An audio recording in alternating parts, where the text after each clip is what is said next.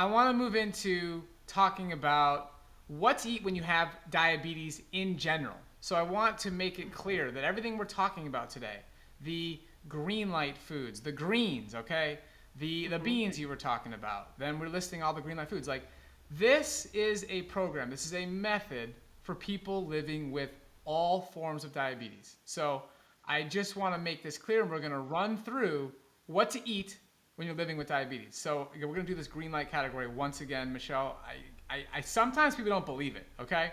And they're just like, for real? Like, we are serious, okay? And in our book and also on our website, there's a link where we have listed every single green light food. We have it in order of calorie density, okay? So there's a fruits category, and then the most calorie dense fruits are at the top. And the reason we do that is because the number one mistake that we see our clients make and people who come across our path is that they don't eat enough calories, okay? So today, yes, we talked about greens, we talked about how important they are, but they are in conjunction with whole carbohydrate foods. You're not just making a green smoothie with just greens. You're putting in plenty of fruit in there. Okay, you're talking about these, sloppy Joe meals where the greens is the wrap, but the food is calorie dense. So that first is fruit. So I'm going to give you a few examples. Mamey sapote, which I'm actually was eating like right before this session. My blood goes a little low, so I ate some mamey. But that's one of the most calorie dense fruits on the planet. Then you have things like bananas and jackfruit, and you have mangoes and apples and pears and peaches, all the whole fruits, okay? Green light category foods. That's what you're going to eat no matter what type of diabetes you're living with. And I think that's important, that we're unifying people into one mission, which is maximize your insulin sensitivity, okay? So then we move into starchy vegetables. So Michelle, tell me your favorite starchy vegetables. Golden potatoes that we just got from the farmer's market today. Golden. I mean, they're Yukon Gold, and the farmer literally, he's an organic farmer, and he just dug them. So they are amazing, and they don't need anything on them. I mean, people have this huge wrong thinking about potatoes, like they're the enemy. And I always say it's not the potato, it's what you're putting on it. I mean, people that are loading the potato with sour cream and cheese and bacon bits, my goodness. Yeah, that's the problem. The poor potato gets blamed, right?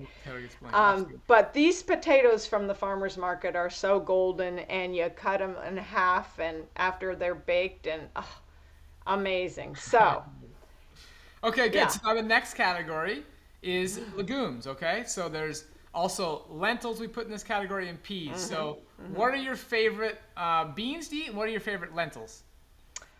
Okay, I love all things beans and lentil, but probably my favorite bean would either be pinto or garbanzo.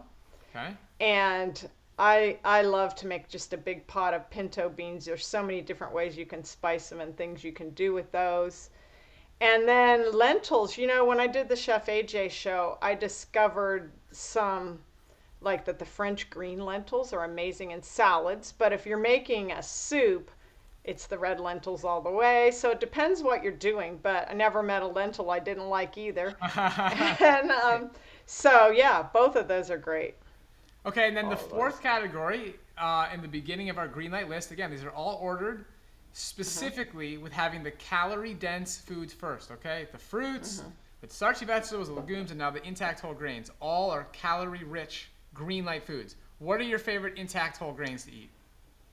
I love whole grains. I went through a spot in my journey where, I heard some science that whole grains weren't good for you. I bought some books, I read them, and I tried to be grain free for a time, and I'm recovering from celiac disease, and it did not go well for me.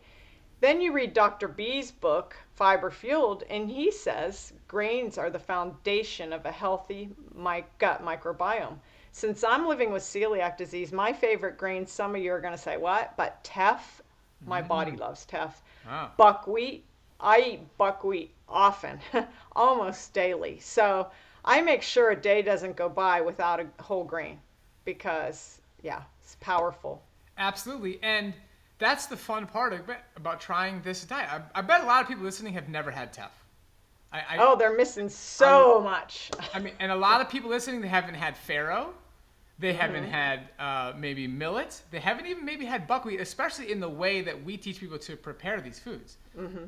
So I can't emphasize enough how much fun it is to eat these different varieties of food. So that's Yeah, amaranth. Have you had amaranth? most Amazing. people have Yeah. probably not. So Yeah. guys, if you're listening to this show and you have now gotten intrigued to have some of these, please go eat some, look at some recipes on our website, and then tag us on social media and say, hey, we tried a meal with any one of these grains or any one of these new foods. We'd love to hear that. So those are the first 4 categories in our green light list.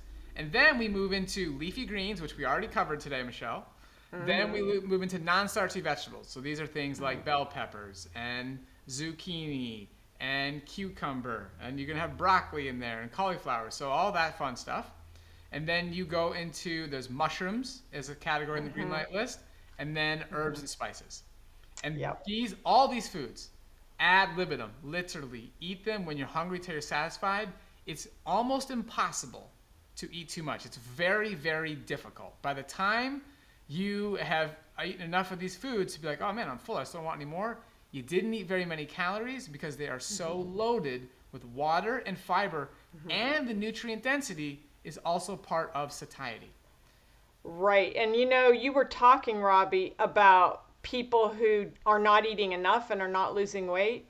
To a person, when a client tells me, "Oh man, I had this binge. I went and I ate all this red light food," and I look at their food journal, usually their chronometer, and they had such a paltry amount at breakfast and lunch, I'm not surprised because we need to be comfortably satisfied. If we're not satisfied, it's not a way we can live. So it's teaching people to get rid of that notion of portion control, eat enough of these things that you're not in that position where, oh, you're already trying to get away from these foods. It's a new thing for you. You don't want to leave yourself hungry. So, Absolutely. that's setting yourself up for a binge. So, Absolutely. yes.